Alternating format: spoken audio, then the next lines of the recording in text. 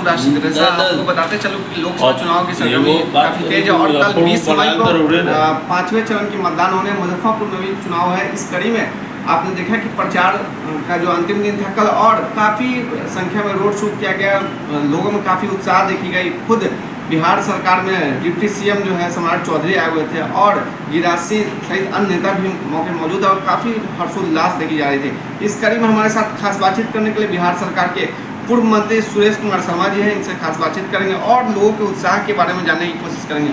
सबसे पहले तो बहुत बहुत चैनल स्वागत है, धन्यवाद। जिस प्रकार से कल रोड शो में देखा गया कि जनसैलाब उमड़ा हुआ था, काफ़ी उत्साह भी देखी जा रही थी, क्या कुछ कहिएगा? हमको तो लगा कि पूरा जनसैलाब आज उतर गया। जितने भी मुजफ्फरपुर के युवा महिला पुरुष पैदल झंडा लेके पैदल चल, लगता था कि यह चुनाव नहीं है, यह एक ऐसा प्रदर्शन है जो राष्ट्र निर्माण के लिए लोग बेचैन हैं। मेरे भाइयों बहनों, सचमुच में यह चुनाव राजभूषण निषाद जी प्रतीक है। यह चुनाव देश को समृद्ध बनाने का चुनाव है। यह देश तीसरी छलांग जो नरेंद्र भाई मोदी देंगे, जो जनता उनको जो सहारा दे रही है, जो आशीर्वाद दे रही है, तीसरे बार अगर वो प्रधानमंत्री जैसा बनना प्रायः सुनिश्चित है, देश विश्व में रिकॉर्ड तीसरा स्थान पर होगा। आज लड़ाई उसकी है कि देश को हम कैसे पूरे विश्व में तीसरा स्थान प्राप्त हो, आर्थिक तौर से, सामाजिक तौर से। प्रधानमंत्री ने क्या कहा कि कोई मेरे जाने के बाद, यानी उन्होंने इस बात को कहा कि मेरे जाने के बाद यह देश का अगला जनरेशन ये कहे कि नरेंद्र मोदी भाजपा एक अच्छा देश बना करके गया है जिसमें सुख शांति अमन चैन लोगों को है। ये बात कितनी महत्व की बात है, ये बात कितनी महत्व की बात है। इसलिए जनसैलाब हुआ था, इसलिए जनसैलाब। बात करें तो खास करके महिला समुदाय काफ़ी देखा गया उत्साह उन लोगों में सबसे ज़्यादा है। सर महिला के सम्मान में क्या कुछ मोदी जी कर दिए जो इतना? देखिए, महिलाएं चाहती है कि राम की कल्पना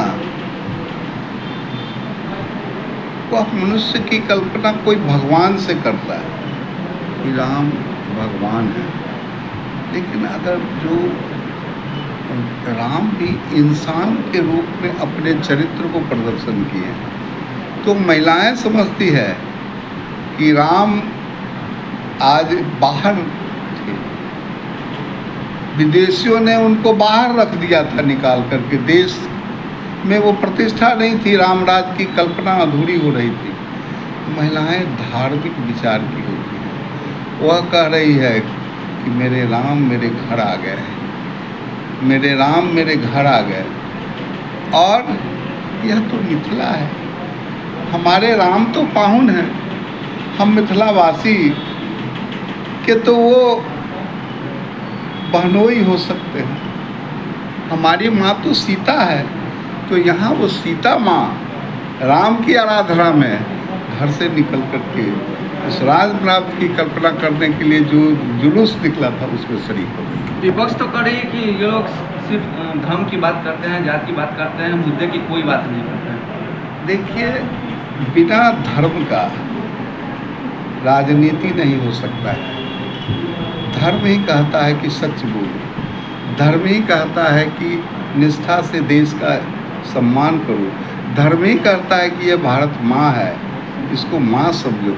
इस पर तुम हर तरह से माने इवन मल मूत्र तक करते हो, लेकिन इसकी रक्षा करना ये धार्मिक बात है, इसको धर्म से जोड़िए।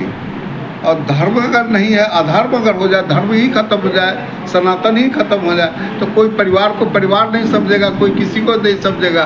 वह नहीं समझेगा तो क्या होगा? देश में अराजकता होगी, कत्लेआम होगा, देश में अराजकता बढ़ेगी, देश में दुर्दशा लोग देखने के लिए दिखेगा। करिए क्या हम लोग सनातनी नहीं है क्या, जो सिर्फ हिंदू मुसलमान वो लोग करते हैं? और कुछ लोग ऐसे हैं जो स्वार्थवश अमेरिका के दलाल, अमेरिका से पैसा खा करके भारत की अस्मिता को, भारत के सनातन को, और यही तो राम का मंदिर और अयोध्या में और काशी में विश्वनाथ और मथुरा में कृष्ण को, ये देश के इसी पर यहाँ की संस्कृति है। राम कृष्ण और माने राम का चरित्र, कृष्ण का चतुराई और विष्णु का गरज पी करके जो राष्ट्र निर्माण की बात है, वो तीनों इसी सनातन धर्म में है। इसलिए इसको विनष्ट किया था मुगलों ने। आज वो स्थापित होकर के यह देश फिर अपने स्वाभिमान को वापस कर रहा है। ये बहुत लोगों को पच नहीं रहा है। वो लोग तो कहते हैं महंगाई, मुद्दा, बेरोजगारी, ये सब की बात करवे नहीं करते, खाली यही सब बात करते रहते हैं। उनको पता ही नहीं है कि एक भी आदमी नहीं भूखे मर रहा है, एक भी आज सबको अनाज मिल रहा है, सबको सियाली मना रहा है, सब क्या कहता है? राहुल गांधी भी कहे। राहुल गांधी क्या करेगा? 10 के उनको ये पता है कि मिर्चा क्या होता है, आलू क्या होता है, गाजर क्या होता है, ये तक पता नहीं। वो क्या बताएंगे? तो मुजफ्फरपुर और वैशाली में क्या कुछ देख रहे हैं सर? देखिए, एनडीए की सरकार बनेगी और जनता एनडीए के सर काम कौन किए? विकास की बात करें तो क्या कुछ विकास का ही रहेगा सर? जो जनता है आपकी वही मोटिवेट और भी हो। 1 घंटा आपको हमसे पूछना पड़ेगा जितना विकास का काम हुआ। हमने आप यही समझिए आयुष्मान कार्ड कि भारत का एक भी व्यक्ति नहीं है, एक भी व्यक्ति, अमीर, गरीब, दलित, अल्पसंख्यक, कोई एक भी व्यक्ति नहीं है जो भारत सरकार से उसको लाभ नहीं मिला हो। और तो और छोड़ दीजिए, अगर टीका लिया है तो उसकी प्राण की रक्षा हुई है, किसी के बेटा की रक्षा हुई है, किसी की बहू की रक्षा हुई है, किसी के पिता का रक्षा हुआ है। इससे बढ़ के क्या हो सकता है? कुछ लोग कह रहे हैं कि उसका रिएक्शन हो रहा है, वैक्सीन का भी अब रिएक्शन हो रहा है, बाल झड़ रहे हैं, तो कुछ लोग मर रहे हैं। कोई रिएक्शन, एक जो विदेश का आया था उसका कुछ प्रभाव दिखा जा रहा है, लेकिन जो अपने भारत निर्मित जो टीके पड़े हैं उसमें किसी तरह का कोई, ये तो भारत प्रूफ है। अभी तक 5 चरण के मतदान कल लेकर के हो जाएंगे, क्या कुछ अंदेशा लगा रहे हैं? कितना सीट आपके झोले में आ रही है? देखिए, अभी तो जो ईवीएम में है वो सब जी, लेकिन मैक्सिमम सीट एनडीए जीत जाएगी। मैक्सिमम लोग उस दिन कहेगा कि आप लोग तो निकालिएगा ना भाई, अरे चुनाव हो जाएगा तो 1 तारीख के बाद निकालिएगा ना, आंकड़ा निकालिएगा ना, उससे पता ही चल जाएगा। अब पता चलने के बाद जो रिजल्ट हो जाएगा उस पर अगर गलत निकालिएगा तो आप अपना मार ठोकिएगा। लोगों से अपील क्या करेंगे सर? लोगों से अपील करेंगे कि नरेंद्र भाई मोदी देश को 3य स्थान विश्व में पैदा ले जाने जा रहे हैं। वह एक नाविक जैसे राम को नाव पर चढ़ा करके नदी समुद्र पार किया था, वैसे आपका नाविक यहाँ का जो है वह नरेंद्र भाई मोदी को विश्व गुरु बनाने के पीछे उसकी भूमिका होगी। इस देश को जिता करके, भारी मतों से जिता करके इसको नरेंद्र मोदी के पीछे लगाइए, ताकि मुजफ्फरपुर विकास का जो गति मंद है वह तीव्र गति से विकास हो। जी, लोकसभा चुनाव बहुत अच्छा मिला जुला चुनाव बैलेंस बहुत अच्छा। मुजफ्फरपुर में 20 तारीख को होने जा रहा है।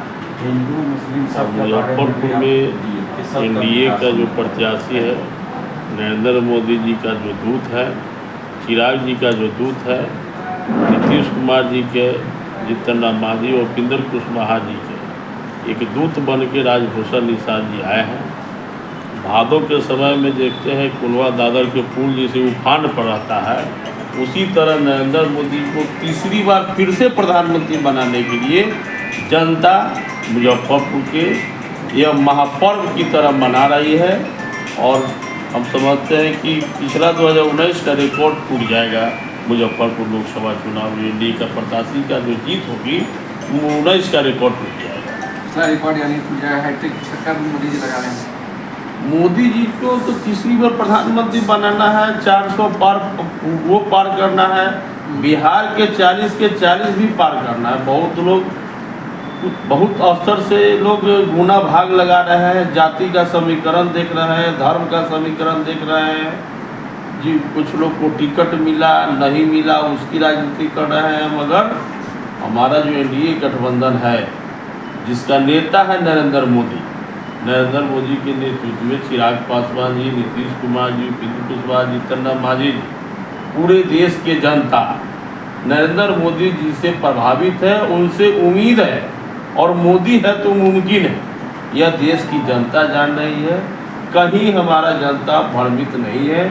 स्वर्गीय रामविलास पासवान हमारे संस्थापक सदस्य थे पार्टी के, उन्होंने जो घर घर मोबाइल का जो जाल बिछा दिए हैं, अब डायरेक्ट मोदी जी को लोग सुनता है अपने घर में, अपने मोबाइल पर, और सारी सुविधाओं का लाभ स्वयं ले रहा है बिना बिचौलिया के। लाभ मोदी जी के देन है कि आम जनता हो, चाहे वो गरीब हो, दलित हो, शोषित हो, वंचित हो, सबके खड़ा उतरने वाला काम नरेंद्र मोदी जी किए हैं। और उनका सारथी बनने के लिए बिहार में चिराग पासवान जी, जीतन राम मांझी जी, उपेंद्र कुशवाहा जी, नीतीश कुमार जी खम्भा पूरा टाइट किए हुए हैं। विरोधी देखिएगा 4 तारीख को घर से निकलना बंद कर देगा और देखिएगा एनडीए गठबंधन महापर्व किस तरह दिवाली मनाएगी 4 तारीख को। दिवाली और छठ दोनों होगा। बहुत हम लोग भारी भरकम से 400 पार सीट ला करके देश के प्रधानमंत्री नरेंद्र मोदी जी बनेंगे। इसमें कहीं से कोई अट बट किंतु कुछ नहीं। क्या परिचय होगा? मेरा नाम कुमोद पासवान, प्रदेश महासचिव लोक जनशक्ति पार्टी, रामविलास साहब, पूर्व जिला पार्षद।